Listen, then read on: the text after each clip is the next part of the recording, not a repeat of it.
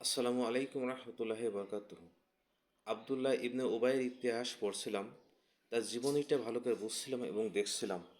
আসলে আবদুল্লাহ ইবনে উবাইয়ের জীবনীতে ভুল কোথায় ছিল? তিনিও তো নামাজ পড়েছে, রোজা রেখেছে, হজ করেছে, জাকাত দিয়েছে, দান সদকা সব কিছুই করেছে আবদুল্লাহ ইবনে উবাই। তারপরে কেন তিনি মুনাফিক সর্দার হলো? সংক্ষেপে বলতে চাই, আবদুল্লাহ ইবনে উবাই নামাজ রোজা হজ জাকাত সব কিছুই করেছে, কিন্তু সে কখনো চায় নাই আল্লাহর এই জমিনে ইসলাম প্রতিষ্ঠিত হোক এবং রসুল সাল্লাহ সাল্লামের আদর্শ বাস্তবায়িত হোক। এই জন্য সে মুনাফিক সর্দার হয়েছে। আমাদের বাংলাদেশে যারা নামাজ পড়ে, রোজা রাখে, হজ করে, জাকাত দেয়, সব কিছু করে, কিন্তু বাংলার জমিনে ইসলাম প্রতিষ্ঠিত হোক এটা যারা চায় না, এই ইসলাম প্রতিষ্ঠার জন্য যারা চেষ্টা করে না, তারা ঠিক আবদুল্লাহ ইবনে উবাই বরঞ্চ তার চেয়েও নিকৃষ্ট। কারণ আবদুল্লাহ ইবনে উবাইয়ের একটা এই বিষয় জানতে হবে, তিনি নামাজ পড়েছেন রসুল সাল্লাহ সাল্লামের একদম সোজা দাঁড়িয়ে এবং পিছিয়ে দাঁড়িয়ে। তিনি হজ করেছেন রসুল সাল্লাহ সাল্লামের সাথে, জাকাত দিয়েছেন রসুল সাল্লাহ সাল্লামের হাতে। তারপরও তিনি মুনাফিক সর্দার হয়েছেন। শুধুমাত্র একটিমাত্র অবস্থা তার ছিল, সে মনে মনে কখনো ইসলাম প্রতিষ্ঠিত হোক এটা সে চায় নাই। আমাদের বাংলাদেশে আমরা বলি 90% মুসলমান, কিন্তু আমরা ইসলাম প্রতিষ্ঠা চাই না। বাংলাদেশে যে সংবিধান চলে, সেই সংবিধান হচ্ছে কুফরি এবং শিরক।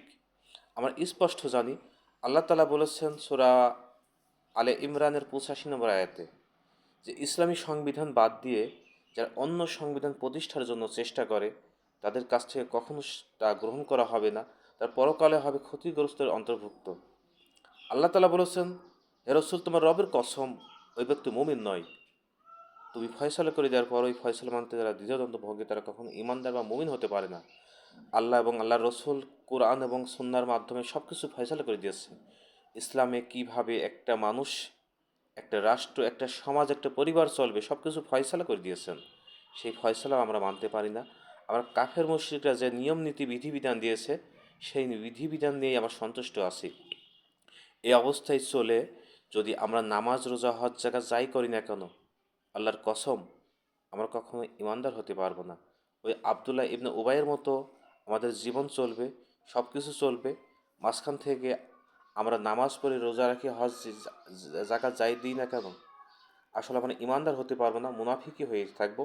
মুনাফিক অবস্থায় দুনিয়া থেকে বিদায় নিতে হবে। কারণ ইসলাম প্রতিষ্ঠার জন্য আল্লাহ তালা জমিনে তার মানুষ তথা ইনসানকে পাঠিয়েছেন। আল্লাহ তালা বলেছেন যে আমি জমিনে আমার প্রতিনিধি পাঠাতে চাই। প্রতিনিধির কাজ হচ্ছে আল্লাহ তালা যখন যেটা যেভাবে বলেছেন, যেইভাবে শিখিয়েছেন, সেইভাবে করার জন্য। যেটা রসুলরা শিখিয়ে দিয়েছেন, নবীরা করে গিয়েছেন, আমরা যদি সেটা বাদ দিয়ে মানুষের তৈরি করা বিধিবিধান দিয়ে নিজে চলি, মানুষকে চালাই, রাষ্ট্র চালাই, সমাজ চালাই, পরিবার চালাই, আমরা কখনো ইমানদারও যেমন হইতে পারি না। যেমন আল্লাহ তালার কিছু হুকুম মেনে কিছু হুকুম বাদ দিয়ে যখন মানুষ চলে, তখন সে শিরক এবং কুফরের সাথে লিপ্ত হয়ে যায়। কিছু আপনি আল্লাহর হুকুম মানবেন, কিছু মানুষের তৈরি করা মানবেন, তার মানে আপনি শিরক করছেন এবং কুফরি করছেন। কিছুটা আল্লাহ তালার সাথে শরিক করছেন, কিছুটা অস্বীকার করছেন, মানে আপনি শিরক করছেন, কুফরি করছেন, অত ইমানের দাবি দাওয়া করছেন। যেমন আবদুল্লাহ ইবনে ওয়াই করেছিল। আসুন আমরা ফিরে যাই সেই ইসলামের পথে, সেই কোরআনের পথে, সেই সুন্নাহর পথে। আল্লাহ তালার রসুলকে আমরা আদর্শ নেতা হিসেবে মেনে নিই, কোরআনকে আমরা সংবিধান হিসেবে মেনে নিই। তাহলে দুনিয়াতে শান্তি আসবে, পরকালে মুক্তি আসবে। আজকের মতো শেষ করছি। আসসালামু আলাইকুম রহমতুল্লাহি বরকাতুহু।